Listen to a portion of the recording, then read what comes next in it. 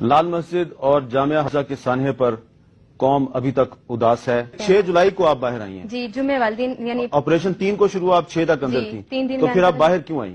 میں ہماری جو آپی جان تھی ام حسان صاحبہ، وہ طالبات کو جب انہوں نے دیکھا کہ بالکل نہتی طالبات ہیں، جب میں 3 دن کے بعد باہر نکلی تو اس وقت تک تقریباً ہماری 100 کے قریب طالبات اندر شہید ہو چکی تھیں، اور 90-95 کے قریب ہمارے بھائی تھے جو شہید ہو چکے تھے، اور ان کی لاشوں سے ارد گرد ہمارے کمرے بھرے ہوئے تھے. جب آپ نے مدرسہ چھوڑا اس وقت پیچھے مزید کتنی طالبات تھیں؟ ادھر پیچھے 1500 کے قریب طالبات تھیں، پہلے 1800 تھی، تقریباً 300 کے قریب جو تھی وہ میرے ساتھ نکلی اور تھی. جب ام حسان خود باہر آئیں تو ان کے ساتھ میرے خیال ہے 30 یا 35 طالبات تھیں. جی ان کے ساتھ. تو ہم یہی پوچھ رہے ہیں کہ ہماری ساتھی، ہماری دوستیں، ہماری چھوٹی بہنیں، بڑی بہنیں وہ کہاں ہیں؟